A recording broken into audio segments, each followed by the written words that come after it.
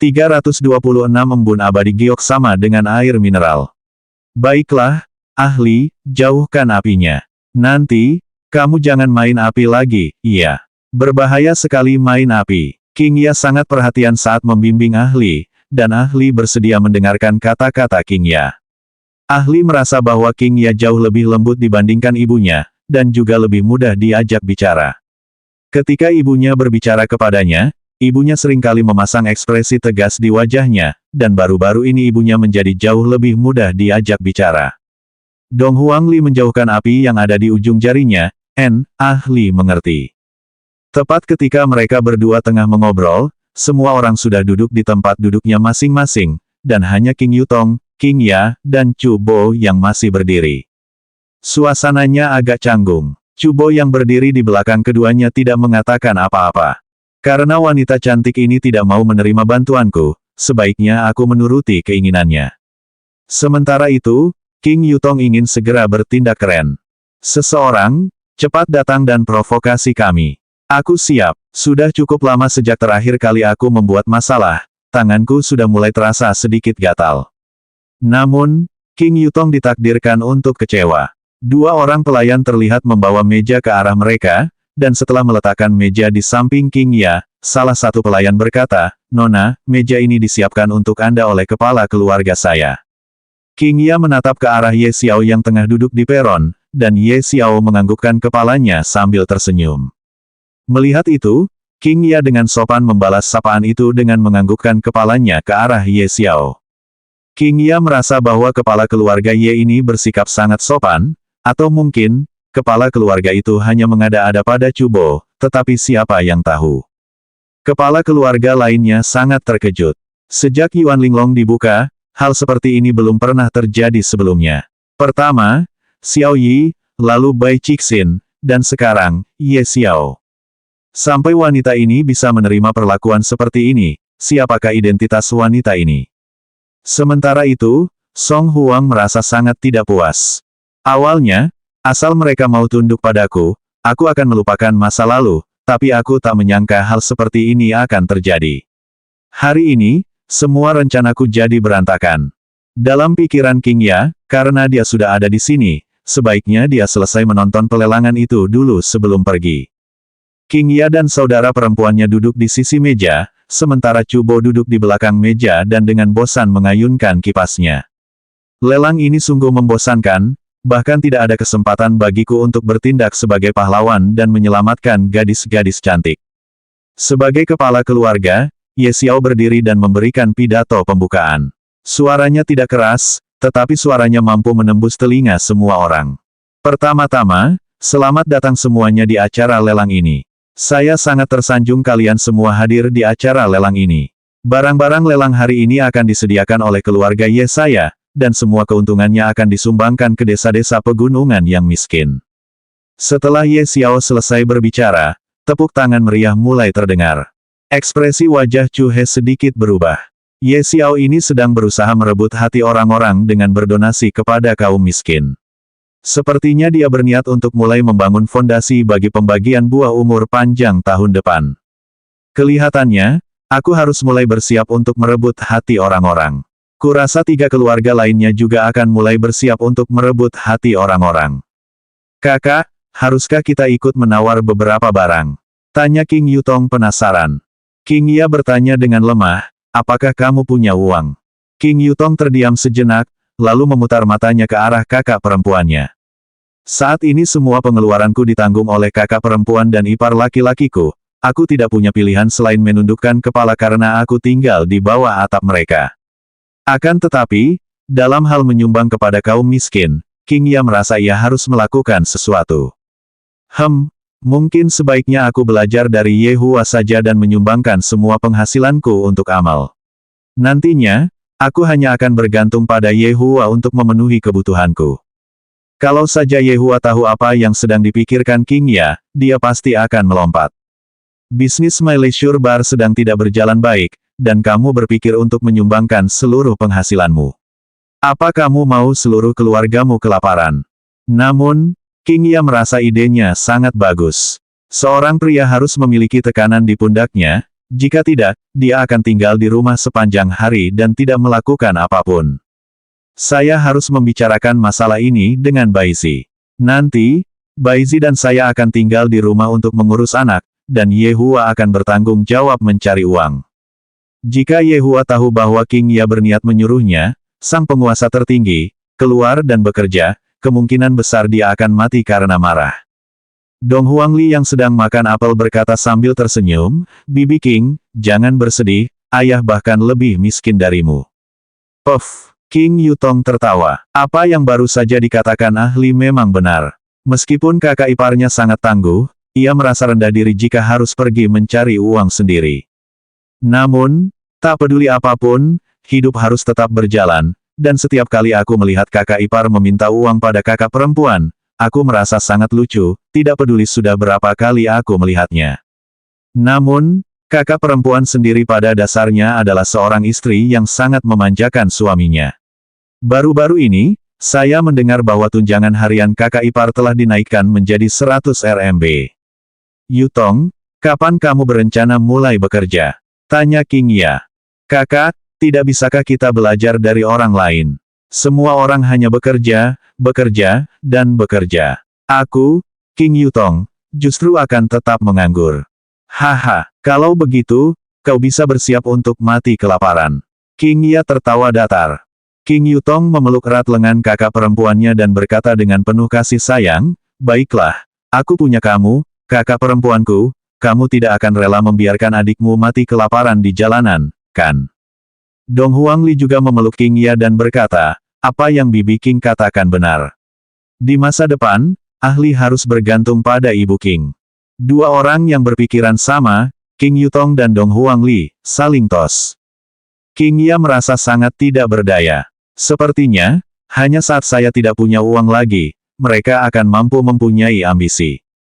Kalian semua butuh uang. Aku punya banyak uang, berapa yang kalian butuhkan? Cubo melihat kesempatan itu. King Yutong menatap Cubo dengan jijik dan berkata, bahkan jika aku, King Yutong, harus mati kelaparan, aku tetap tidak menginginkan uangmu. Benar, benar, bahkan jika ahli harus pergi mengemis, ahli tetap tidak akan menggunakan uang bawahannya. Wah, mereka berdua sungguh teguh pendiriannya. Cubo ingin mengungkapkan bahwa dia mengagumi mereka berdua. Tepat ketika mereka sedang mengobrol, barang lelang pertama telah dibawa dan diletakkan ke tempat lelang oleh seorang anggota staf. Orang yang bertugas melelang barang-barang itu adalah seorang pria tua, dan pria tua itu tampaknya sangat berpengalaman. Kain yang menutupi barang lelang itu diangkat oleh seorang anggota staf, dan saat melihat barang lelang itu, semua orang terkesiap. Sebuah botol kecil terlihat diletakkan di atas panggung lelang. Botol kecil itu dibuat dengan sangat indah dan berwarna emas. Meskipun botolnya tersegel, aroma yang sangat menyenangkan masih tercium darinya. Pria tua itu berkata dengan santai, barang ini disebut embun abadi giok dan merupakan produk dari alam tanpa kekosongan. Kepala keluarga Ye cukup beruntung mendapatkan barang ini sebagai hadiah dari alam tanpa kekosongan, dan hari ini, beliau memutuskan untuk melelang barang ini di pelelangan hari ini. Embun abadi giok memiliki khasiat memperkuat tubuh, bahkan dipercaya dapat menyembuhkan segala penyakit.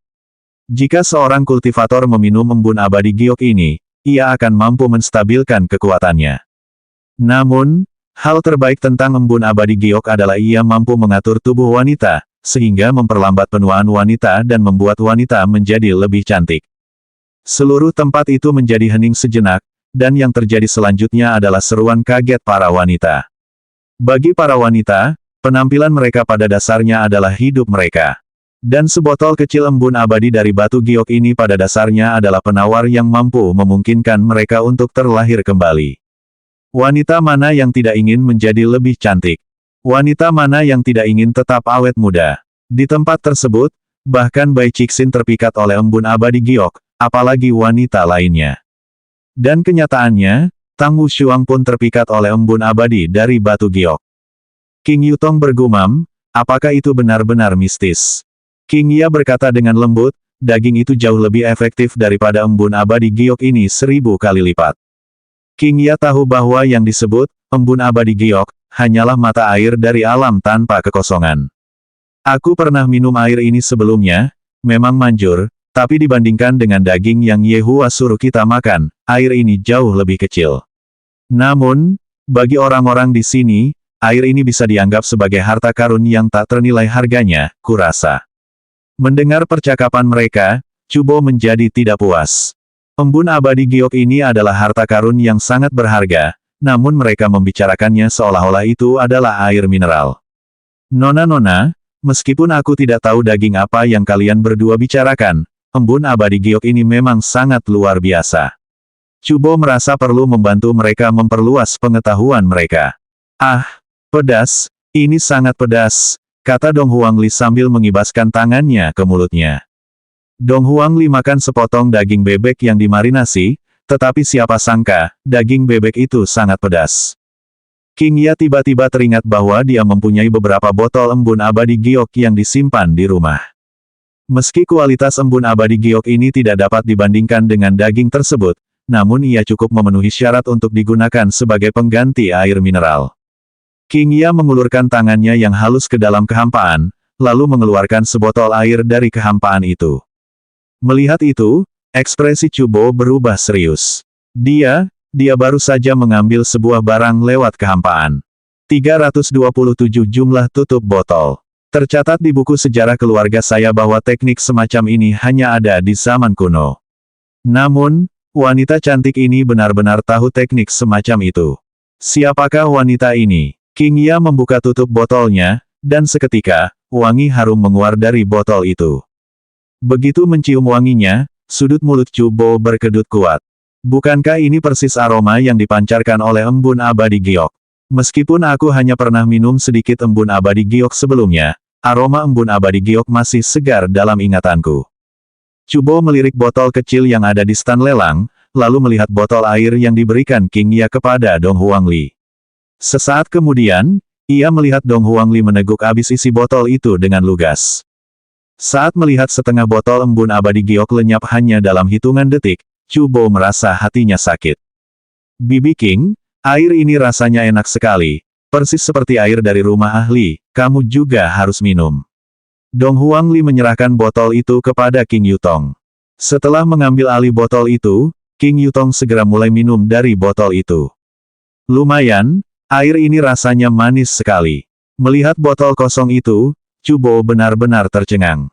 Namun, King Ya mengeluarkan sebotol lagi dan meletakkannya di atas meja, lalu berkata sambil tersenyum, air ini baik untuk menghilangkan dahaga, dan juga sangat efektif untuk menghilangkan rasa pedas di mulut.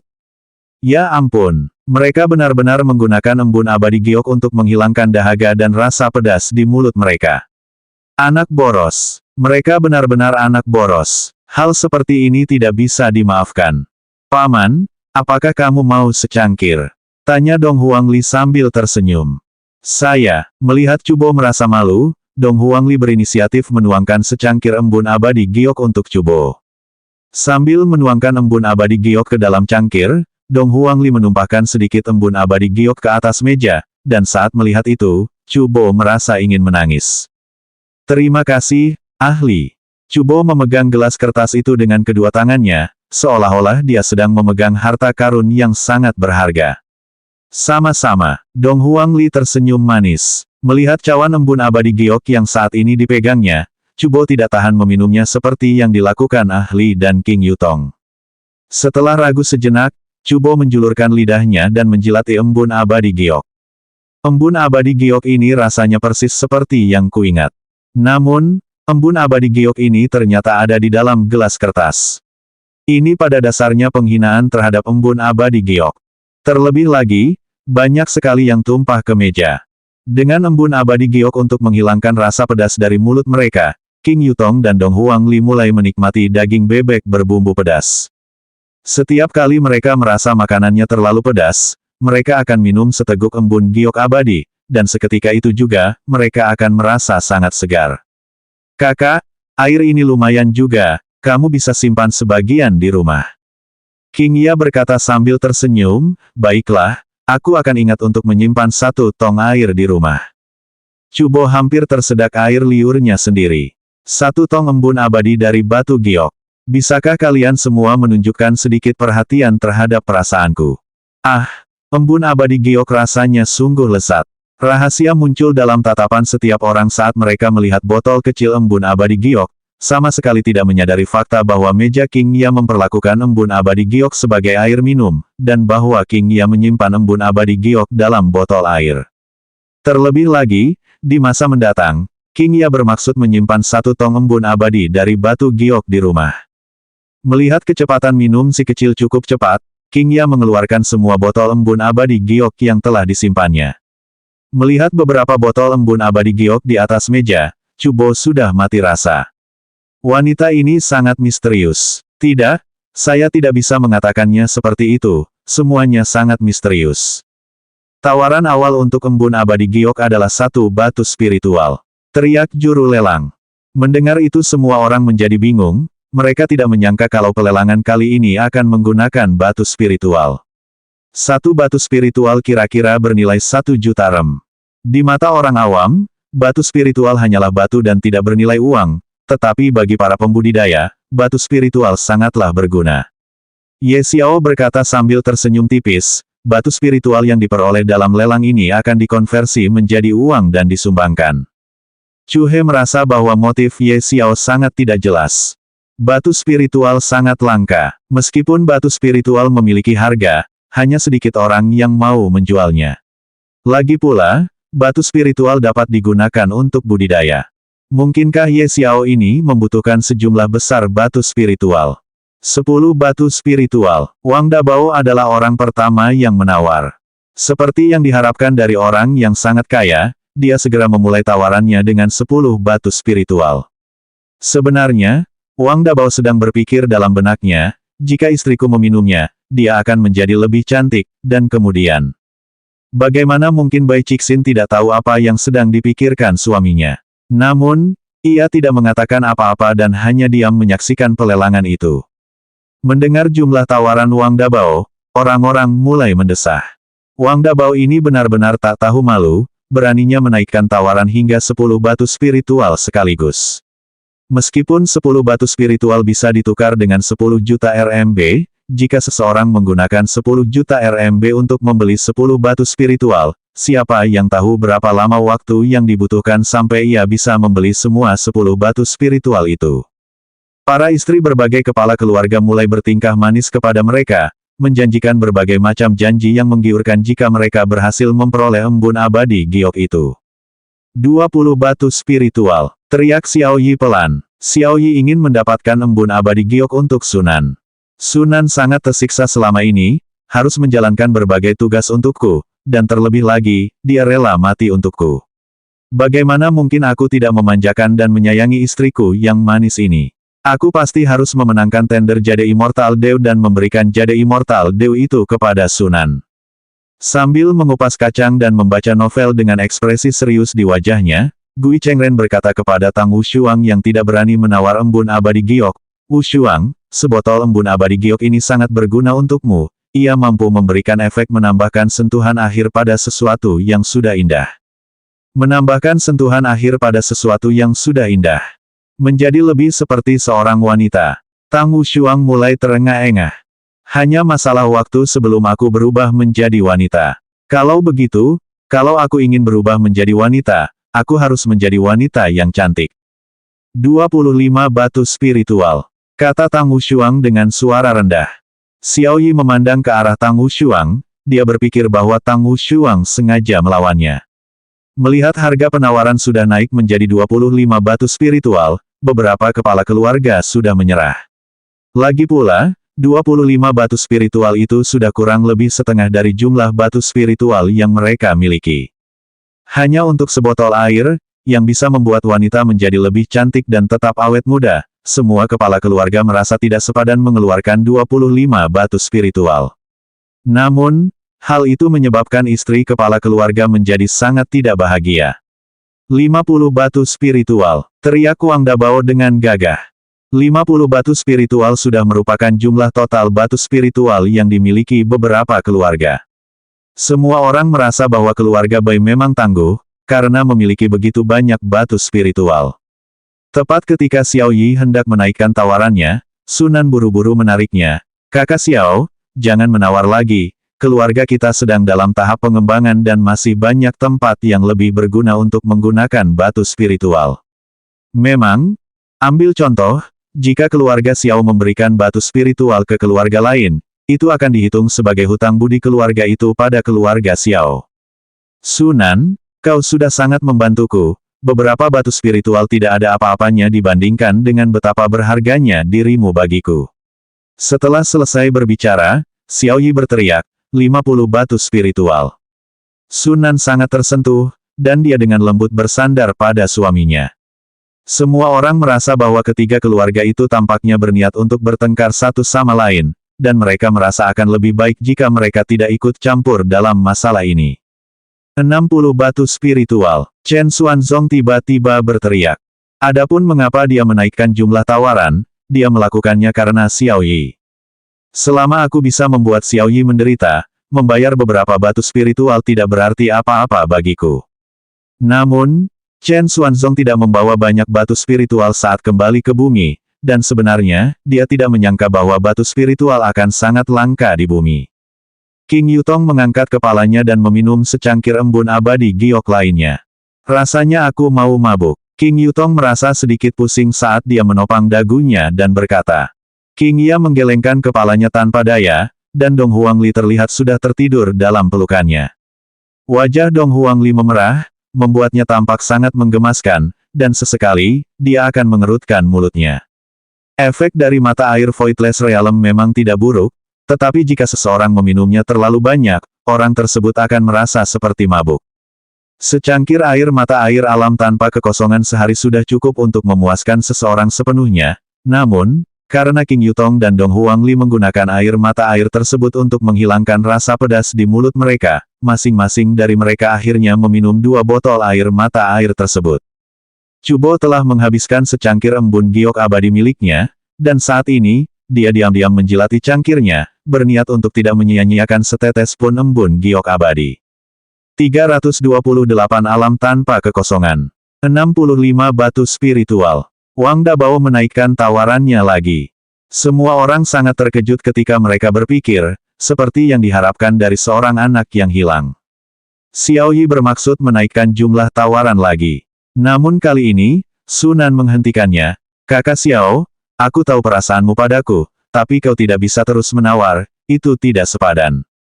Bagimu, apapun berharga, kata Xiao Yi dengan penuh kasih sayang.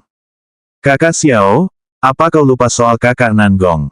Keluarga Xiao sedang dalam masa sulit, kau seharusnya tidak menghabiskan sumber daya untuk hal-hal tak berguna seperti embun abadi giok ini. Sunan terpaksa menyinggung soal Nangong Xinyi, satu-satunya cara agar Xiao Yi menyerah dalam penawaran. Memikirkan kembali Nangong Xinyi, yang saat itu masih dibekukan di ruang bawah tanah rumahnya, Xiao Yi perlahan menurunkan tangannya, dan lapisan kesedihan muncul di wajahnya yang tampak tegar. Kakak Xiao, kakak perempuan Nangong juga berharap kamu bisa membawa keluarga Xiao ke tingkat yang lebih tinggi. Xiao Yi menarik napas dalam-dalam, aku mengerti. Terima kasih, Sunan. Sunan tersenyum manis sebagai tanggapan. Kakak Xiao sudah banyak berubah, dia tidak terburu-buru seperti dulu, dia sudah belajar untuk bertahan. 70 batu spiritual. Tang Wushuang menaikkan tawarannya sekali lagi. Melihat Xiao Yi tidak lagi menawar, Chen Xuanzong pun ikut berhenti menawar. Saat ini, giliran Wang Dabao melawan Tang Wushuang. Anak yang hilang vs Raja Prajurit. Salah, seharusnya anak yang hilang melawan Raja Prajurit yang akan segera berubah menjadi wanita. Wang Dabao melirik Tang Wushuang yang duduk tak jauh darinya, lalu berteriak dingin, 100 batu spiritual. Ekspresi Tang Wushuang membeku sesaat. Ini sudah sepertiga dari batu spiritual yang dimiliki keluarga Tang saya. 101 batu spiritual. King Yutong berteriak sambil merasa mabuk. King Ya mencubit adik perempuannya. Kenapa kau malah menawar? Apa kau punya batu spiritual? King Yutong menjulurkan lidahnya, aku sedang mabuk, tawaran itu tidak dihitung. 102 batu spiritual, teriak Song Huang. Ketika melihat tawaran Sage Daktar, semua orang menunjukkan ekspresi terkejut di wajah mereka. Seperti yang diharapkan dari Sage Daktar, saat dia menawar lebih dari 100 batu spiritual. Song Huang hanya ingin memberi King Yutong pelajaran. Bagaimanapun, Saya hanya menambahkan satu batu spiritual pada jumlah tawaran, tidak mungkin keluarga Tang dan keluarga Bai tidak akan meneruskan tawaran, kan? Tepat ketika Wang Dabao hendak menaikkan tawarannya lagi, Bai Cixin berkata dengan enteng, cukup. Wang Dabao adalah seorang anak laki-laki yang penurut, dia adalah pria yang mendengarkan istrinya. Tang Wushuang saat ini sedang merenung. 100 batu spiritual adalah jumlah yang besar, dan saya juga harus menggunakan batu spiritual saat berkultivasi. 102 batu spiritual sekali. Juru lelang mulai menghitung mundur. Ekspresi Song Huang agak aneh. Apa yang kalian lakukan? Ayo teruskan penawaran. Aku cuma nambah satu batu spiritual ke jumlah tawaran, dan kalian semua langsung berhenti menawar. Kelihatannya kalian semua berkomplot untuk mempermainkanku, ya. 102 batu spiritual 2 kali. 102 batu spiritual 3 kali. Selamat kepada Sage Dr. Song Huang atas kemenangannya dalam lelang Jade Immortal Embun. Tepuk tangan meriah mulai terdengar di tempat tersebut. Sebagai tanggapan, Song Huang berdiri dari tempat duduknya dan menyunggingkan senyum di wajahnya, lalu menangkupkan tangannya ke arah semua orang. Dan sesungguhnya, hati Song Huang sedang terluka amat dalam. 102 batu spiritual. Setelah sekian lama mengoleksi, saya baru mengumpulkan 103 batu spiritual. Dan dalam sekejap mata, yang tersisa padaku hanya satu batu spiritual. Ini semua gara-gara King Yutong. Si brengsek ini, aku harus membuatnya membayar kerugianku. Terlebih lagi, dia sekarang tersenyum dan bersuka cita atas kemalanganku. Ini sungguh tidak bisa ditoleransi. Ibu King, ahli merasa sangat panas. Dong Huangli yang matanya tertutup bergumam. Melihat King Yutong, situasinya sama dengan Dong Huangli. Dahinya terlihat dipenuhi keringat. King Ya tidak punya pilihan lain selain mengeluarkan kipas pembersih bintang yang diberikan Yehua kepadanya saat itu dan mengipasi kipas itu dengan ringan di Dong Huangli. Dong Huangli merasakan angin sepoi-sepoi yang menyegarkan bertiup ke arahnya, dan perlahan-lahan, dia tertidur kembali. Melihat kakak perempuannya mengeluarkan kipas, King Yutong langsung mengeluarkan kipas emas pemberian kakak iparnya dan segera mengipasinya dengan cepat. Aku merasa kepanasan. Beruntunglah Yehua menyegel kekuatan kedua kipas itu, jika tidak, dengan cara King Yutong mengipasi kipas itu saat itu, bencana besar pasti akan terjadi. King Yutong, apakah ada sesuatu yang kamu sembunyikan dariku? Melihat adik perempuannya mengeluarkan kipas angin entah dari mana, King Ya bertanya dengan rasa ingin tahu. King Yutong cemberut dan berkata, siapa yang tidak punya beberapa trik di lengan bajunya? Kelihatannya adik perempuanku ini menyembunyikan kekuatannya dariku. Nah, ini hal yang baik, jadi aku tidak perlu terus mengkhawatirkannya. Cubo sudah tidak tahu lagi harus berkata apa. Mereka benar-benar orang-orang yang orang lain, termasuk saya, tidak mampu menyinggung perasaannya. Lelang masih berlangsung dan semua orang memusatkan perhatian pada barang lelang kedua. Ketika King Ya dan King Yutong melihat barang lelang kedua, mereka tidak bisa menahan diri untuk tidak melihat kipas mereka sendiri. Mengapa barang lelang sekarang mirip sekali dengan yang saya pakai? Barang lelang kedua adalah kipas. Pria tua itu terdengar berkata dengan tenang, nama kipas ini disebut sisir kuno, dan dibuat sendiri oleh kepala keluarga Ye. Bulu-bulu yang digunakan berasal dari bulu binatang spiritual, dan rangkanya terbuat dari kerangka binatang spiritual tersebut. Kipas ini memiliki efek menciptakan angin sejuk dan menenangkan pikiran. Selain itu, kipas ini sendiri merupakan alat spiritual dan dapat digunakan dalam pertempuran. Harga awal kipas ini adalah satu batu spiritual. Kedua saudari itu melihat kipas mereka sendiri, lalu meneruskan mengipasi kipas mereka sendiri. Binatang spiritual itu bukan apa-apa, dulu di alam tanpa kekosongan, aku bahkan pernah melihat binatang dewa kuno. Terlebih lagi, kedua kipas ini dibuat menggunakan bagian-bagian dari binatang buas Desolate Agung, dan binatang buas Desolate Agung adalah eksistensi yang bahkan lebih kuat dibandingkan dengan binatang dewa kuno. Terhadap kipas yang tampak bagus dan merupakan alat spiritual itu sendiri, para kepala keluarga sangat menyukainya dan mereka segera mulai menawar untuk kipas tersebut. Namun, bagi keluarga Bai, alat spiritual ini biasa saja. Lagi pula, keluarga Bai sudah memiliki benda suci kuno, Pagoda 9 Iblis. Adapun Xiao Yi, ia memiliki benda suci kuno, pedang Xuan Yuan, sehingga ia juga tidak tertarik pada kipas itu. Maka pada akhirnya, seorang kepala keluarga memenangi tawaran pembelian kipas tersebut dengan 15 batu spiritual. Lelang masih berlangsung, tetapi King Ya dan King Yutong sudah merasa bosan. "Kakak, ayo kembali, aku sudah merasa lelah," kata King Yutong sambil menguap. King Ya juga sudah merasa sedikit lelah. Lelang ini sungguh membosankan, saya tidak mengerti apa yang membuat mereka begitu bersemangat. Wajar saja jika para kepala keluarga gembira, lagi pula, barang-barang yang dilelang semuanya merupakan barang langka, dan lelang semacam ini hanya diadakan 1 tahun sekali. Demi meningkatkan kekuatan keluarga, para kepala keluarga berlomba-lomba menawar barang lelang. Akan tetapi, tepat saat para kepala keluarga tengah bersemangat menawar sebuah alat ajaib, ruang kosong di udara tiba-tiba mulai terdistorsi, dan semua orang mendongakkan kepala dengan bingung. King Ya dan King Yutong juga memandang ruang yang terdistorsi itu dengan rasa ingin tahu, dan mereka tampaknya berniat untuk tinggal sedikit lebih lama dan melihat apa yang sedang terjadi.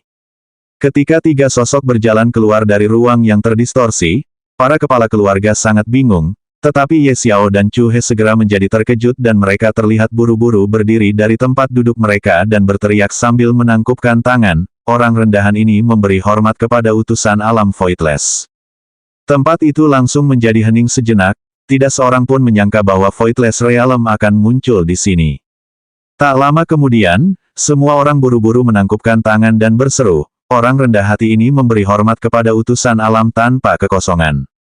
King Ya sangat terkejut, dia tidak menyangka bahwa alam tanpa kekosongan akan muncul di sini. "Saya pernah bertemu orang ini sekali, sepertinya dialah yang menilai keluarga bangsawan. Saat Baizi memanggilnya, saya juga hadir di sana.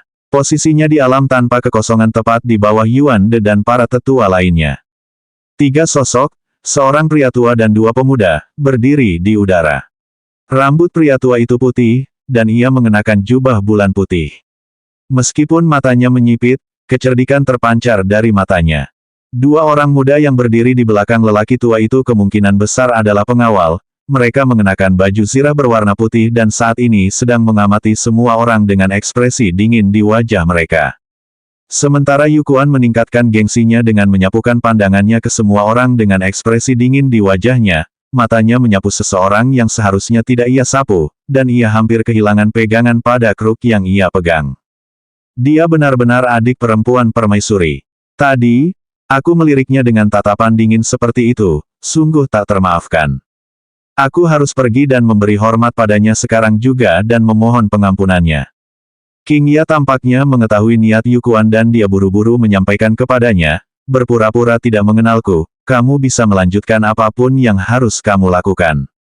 King Ya tidak ingin identitasnya terbongkar, terutama karena dia takut kalau ada orang lain yang menjilat ayahnya, dan dengan sifat ayahnya tidak akan menyadarinya bahkan jika dia dikhianati orang lain. Setelah menerima transmisi King Ya, Yu Kuan akhirnya bisa menenangkan pikirannya. Kalau sampai permaisuri menyalahkan aku atas perbuatanku, hukuman yang akan aku terima pasti tidak ringan. 329 wanita misterius. Semua kepala keluarga memperlihatkan ekspresi terkejut di wajah mereka. Apa sebenarnya yang terjadi sampai Voidless Realm muncul di sini? Akan tetapi, apapun yang terjadi, bisa bertemu dengan orang-orang dari alam Voidless, aku tidak menyesal sedikit pun dalam hidupku. Meskipun ketiga orang itu hanya berdiri di udara dan tidak melakukan apa-apa, aura yang mereka pancarkan memang sangat menakutkan. Mereka bertiga bagaikan 3 dewa yang agung dan perkasa, bahkan Ye Xiao dan Chu He pun harus menghormati mereka. Seandainya permaisuri alam tanpa kekosongan muncul, betapa spektakulernya pemandangan itu, dan betapa terhormatnya aku bisa berada di hadapannya. Seandainya aku bisa melihat permaisuri, hidupku ini pasti akan sangat berharga. Akan tetapi, orang-orang itu tidak akan pernah tahu bahwa sang permaisuri saat ini sedang berbaring dalam pelukan Yehua, dan tangan Yehua bahkan merengkuh ke dalam pakaian tidur sang permaisuri. Bahkan saat Dong Huang Baizi tertidur, wajah cantiknya terlihat sedikit merah. Xiao Yi dan Bai Cixin tampaknya tahu apa yang akan terjadi hari ini. Tidak mengherankan bahwa Ye Xiao akan mengambil inisiatif untuk mengundang kami ke pelelangan, jadi hari ini adalah hari di mana Voidless Realm akan mengumumkan keluarga bangsawan ke-6. Atas perintah permaisuri, Aku harus mengumumkan keluarga yang akan menjadi keluarga bangsawan ke-6. Yukuan, yang berdiri di udara, berteriak. Suara Yukuan yang kuat membuat para kepala keluarga tidak berani mengangkat kepala dan menatap langsung ke arah Yukuan. Namun, setelah berpikir bahwa mereka akan dapat menyaksikan kelahiran keluarga bangsawan lainnya, semua orang merasa sangat gembira. Ini adalah momen bersejarah yang akan saya saksikan. Keluarga bangsawan ke-6 ini adalah keluarga Xiao atau keluarga Bai, dan secara pribadi saya merasa bahwa keluarga Bai kemungkinan besar akan menjadi pemenangnya. Namun, ada juga kemungkinan keajaiban terjadi. Lagi pula, kekuatan individu Xiao Yi sangat luar biasa. Ye Xiao melayang ke depan Yukuan dan berkata dengan hormat, "Utusan, bagaimana kalau kita duduk dan minum dulu? Lelang akan segera berakhir, dan aku sudah menyiapkan minuman untukmu juga." Wajar saja jika Ye Xiao akan memuji utusan itu. Lagi pula, jika utusan itu bersedia mengatakan beberapa hal baik tentang keluarga Ye kepada permaisuri, itu akan sangat membantu keluarga Ye. Yukuan enggan meminum minuman yang telah disiapkan Ye Xiao untuknya, dan dia juga tidak mau repot-repot menunggu hingga lelang itu berakhir terlebih dahulu sebelum membuat pengumuman. Karena Voidless Realm sudah ada di sini, acara apapun yang berlangsung di tempat itu tentu saja harus berhenti. Namun, situasi hari ini sedikit berbeda. Sahabat permaisuri hadir di tempat tersebut. Mungkinkah dia datang untuk menghadiri pelelangan? Aku sudah tidak sopan padanya tadi, kalau aku sampai merusak suasana hatinya dengan menghentikan pelelangan. Bukankah aku sama saja dengan menambah api ke bahan bakar? Yukuan menganggukkan kepalanya sebagai jawaban kepada Ye Xiao. Saya akan menunggu lelang berakhir sebelum membuat pengumuman. Ye Xiao menjadi gembira. Senang sekali selama saya bisa mengobrol dengan utusan ini. Nanti, saya akan bertanya apakah utusan ini punya sesuatu yang diinginkannya, dan saya akan berusaha sebaik mungkin untuk memenuhi keinginannya. Utusan, silakan ikuti saya, kata Ye Xiao dengan hormat. Yukuan berkata dengan acuh tak acuh, carikan aku tempat duduk di sana saja. Ye Xiao melihat ke arah yang Yukuan lihat, dan dia menemukan bahwa titik yang Yukuan lihat berada tepat di samping kedua wanita itu. Bagaimana situasinya? Meskipun Ye Xiao bingung, dia masih berkata dengan tergesa-gesa, "Utusan, tempat itu tidak cocok untuk seseorang dengan status sepertimu. Sahabat permaisuri sedang duduk di sana. Kalau aku duduk di tempat yang sudah kau siapkan untukku, itu berarti aku tidak menghormatinya. Apa kau mencoba mencelakaiku? Ye Xiao, kapan kau yang memutuskan untukku?" Tanya Yukuan dingin. Hati Ye Xiao tenggelam, dia sama sekali tidak mengerti mengapa utusan itu tiba-tiba menjadi marah. Ye Xiao buru-buru berkata, "Utusan, saya mengerti, saya akan segera mendapatkan tempat duduk di sana untuk Anda." Semua orang bisa melihat bahwa keduanya sedang berbicara satu sama lain, tetapi mereka tidak tahu isi percakapan mereka. Namun, dari ekspresi Ye Xiao, mereka bisa melihat bahwa Ye Xiao sedang merasa sangat ketakutan. Dengan cepat, para pelayan menyiapkan meja tepat di samping meja King Ya, dan lebih jauh lagi, meja itu terletak di lantai yang sama dengan meja King Ya. Yukuan mendarat di samping mejanya, dan ketika melihat mejanya berada di lantai yang sama dengan meja sahabat permaisuri, dia hampir berteriak, "Bodoh, kalian semua mencoba menyakitiku. Kalian berdua, geser meja sedikit ke belakang." Kedua pengawal itu mengenali King Ya, dan ketika mereka melihat King Ya, mereka berdua hampir berlutut di hadapannya. Untungnya, keduanya dihentikan oleh Yukuan. Seketika, keduanya menggeser meja sedikit ke belakang. Melihat mejanya sekarang terletak agak di belakang meja King Ya, Yukuan akhirnya merasa tenang dan duduk di kursinya. Setelah duduk di tempat duduknya, Yukuan mengangkat tangannya, memberi isyarat agar pelelangan dilanjutkan. Akan tetapi, tindakan Yukuan menyebabkan semua orang di tempat itu menjadi sangat terkejut. Kenapa orang-orang dari alam tanpa kekosongan ingin duduk di sebelah wanita cantik itu? Siapa sebenarnya wanita cantik itu? Wanita ini benar-benar misterius. Terlebih lagi, melihat sikap orang-orang dari alam tanpa kekosongan itu, mereka tampak sangat menghormati wanita cantik itu. Sungguh mistis. Song Huang saat ini agak tercengang. Mengapa utusan alam tanpa kekosongan memilih untuk duduk di samping mereka? Apakah dia mencoba mengekspresikan sesuatu dengan tindakannya? Banyak orang yang berpikiran sama dengan Song Huang. Memang, Apakah utusan itu mencoba mengekspresikan sesuatu dengan tindakannya? Mungkinkah wanita ini sebenarnya seseorang dari alam tanpa kekosongan? Chen Xuanzong juga sangat terkejut. Aku sudah mendengar tentang alam tanpa kekosongan ini belum lama ini, dan kekuatannya tampaknya sangat dahsyat. Awalnya, kupikir kultivasi hingga mencapai Kaisar Iblis sudah cukup bagiku untuk mendominasi semua orang, tapi aku tak menyangka dunia ini akan berubah begitu drastis. Saat ini, memiliki kekuatan Kaisar Iblis saja tidak cukup untuk mendominasi dunia ini. Xiao Yi dan Sunan sama-sama tenggelam dalam perenungan, ukuran informasi yang baru saja mereka pelajari terlalu besar. Bai Cixin juga tengah merenung dalam-dalam. Dilihat dari penampilannya, wanita ini sama sekali tidak sederhana. Ye Xiao, yang berada di panggung utama, tampak murung. Lagi pula, ia baru saja ditegur oleh Yu Kuan dan akhirnya memberi Yu Kuan kesan buruk tentangnya. Tapi, apa alasan yang membuatku ditegur oleh utusan itu? Pasti ada alasannya, kan? Saudara Ye, ada apa? Tindakan utusan ini sangat aneh, tanya Chu He dengan suara rendah. Utusan alam tanpa kekosongan ini telah bertindak sangat aneh. Ye Xiao menggelengkan kepalanya, menyatakan bahwa dia tidak tahu apa yang sedang terjadi.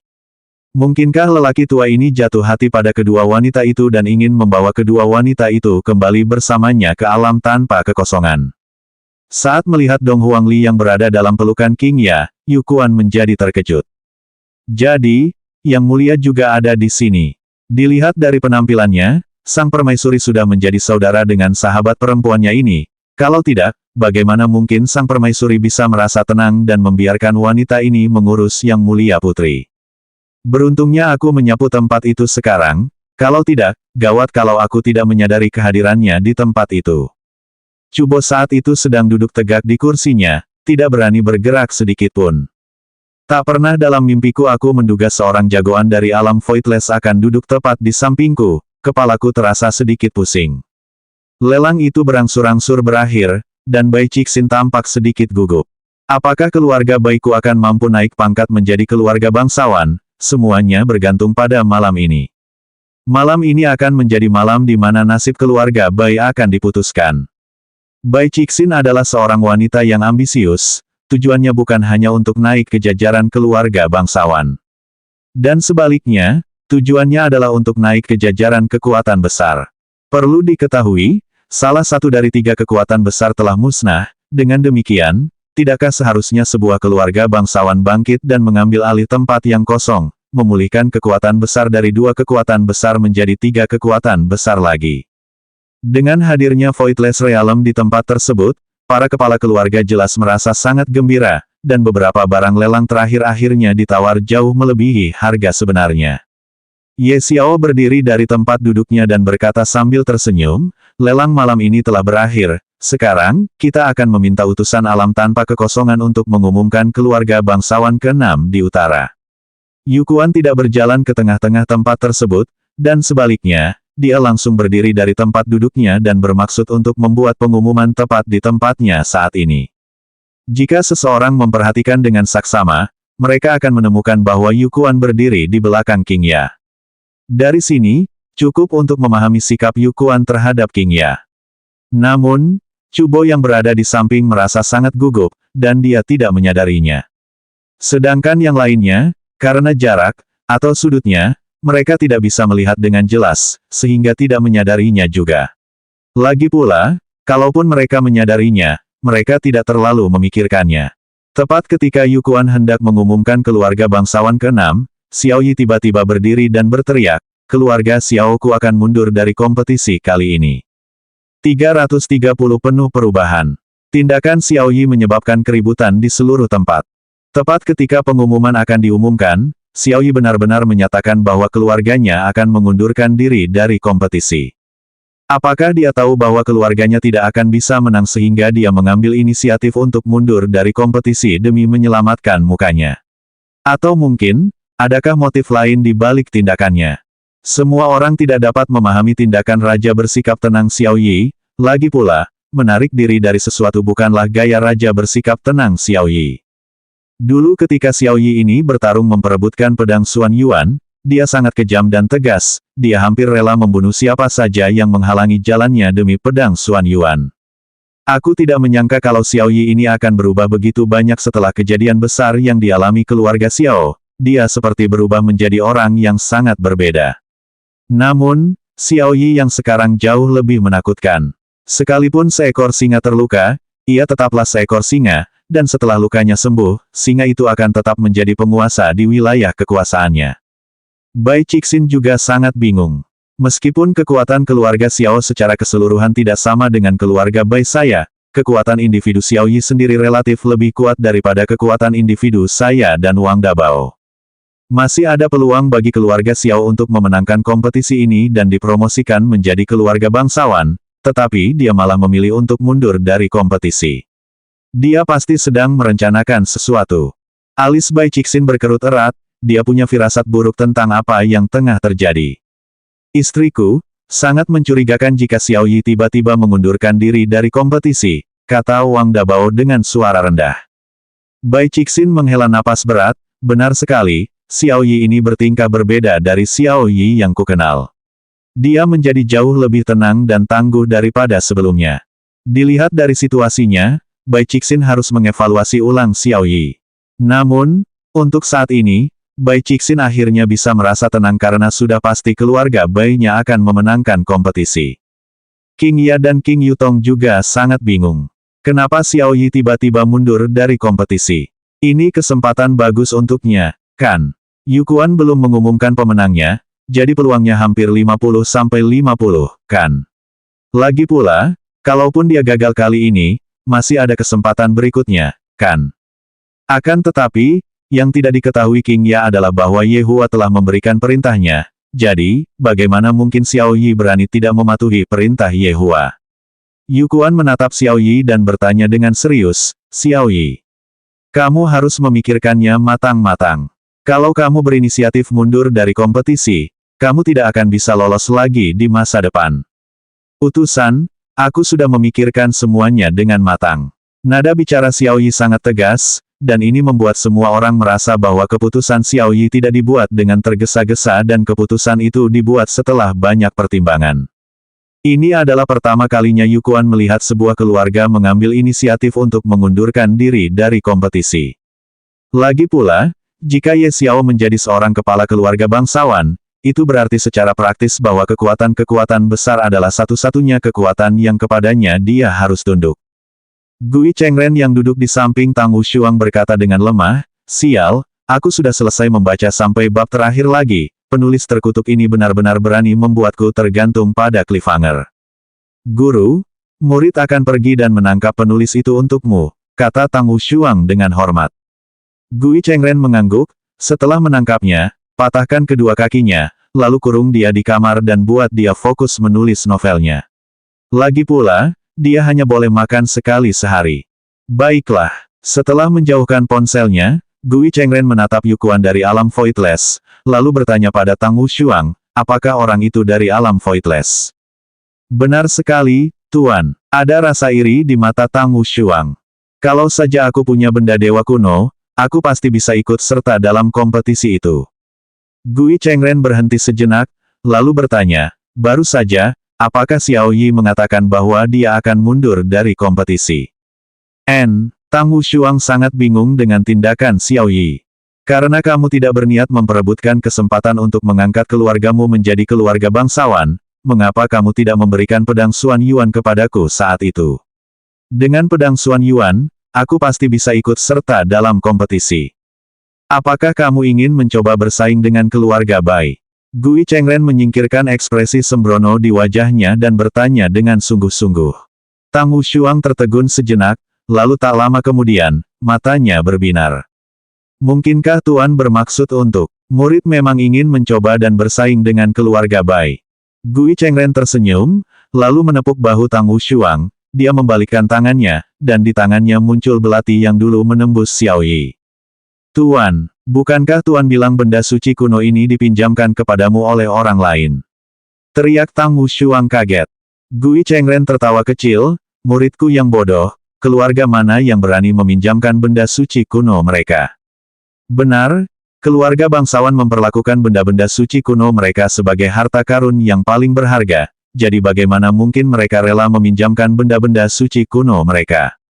Akan tetapi, jika Tuan memiliki benda dewa kuno, mengapa dia tidak membentuk keluarganya sendiri? Lagi pula, dengan kekuatan Tuan, bukankah menjadi keluarga bangsawan adalah hal yang sangat mudah baginya? Jadi, kenapa dia malah ingin membantuku? Aneh, ini sangat aneh. Wu Shuang, guru hanya bisa membantumu sampai di sini, sisanya terserah padamu. Tatapan Gui Chengren dalam, dan hanya dia sendiri yang tahu mengapa dia melakukan ini. Tang Wu Shuang mengambil benda suci kuno itu dengan kedua tangannya, lalu berkata dengan tulus, murid tidak akan pernah melupakan kebaikan hati guru terhadap muridnya. Bagus sekali, kuharap di masa depan kamu masih ingat apa yang baru saja kamu katakan. Ya, Tang Wu Shuang memang sangat berterima kasih kepada gurunya, jika bukan karena gurunya, dia pasti sudah lama kehilangan semangat untuk terus berjuang dan hanya akan menjalani sisa hidupnya dalam keputusasaan. Saat ini, bukan saja gurunya telah mengajarkan kepadanya teknik bela diri yang tengah ditekuninya, tetapi gurunya juga memberinya sebuah benda suci kuno, yang memungkinkannya memenuhi syarat untuk mengikuti kompetisi guna mengangkat keluarganya menjadi keluarga bangsawan. Tang Wu Shuang benar-benar berhutang budi kepada gurunya. Namun, Tuan, bukankah sudah terlambat bagi saya untuk bergabung dalam kompetisi sekarang? Tang Wu Shuang agak khawatir, lagi pula, alasan Voidless Realm muncul di sini hari ini adalah untuk mengumumkan hasil kompetisi. Gui Chengren menyalakan kembali ponselnya dan mulai mencari novel lain untuk dibaca. Selama kamu memiliki benda suci kuno, kamu bisa mengikuti kompetisi selama hasilnya belum diumumkan. Mendengar apa yang dikatakan gurunya, Tang Wu Shuang merasa tenang. Keluarga Tang pasti akan mencapai kesuksesan besar melalui tanganku.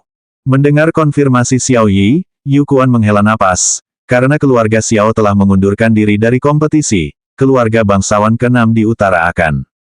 Sebelum Yu Kuan menyelesaikan kalimatnya, sebuah suara keras tiba-tiba terdengar.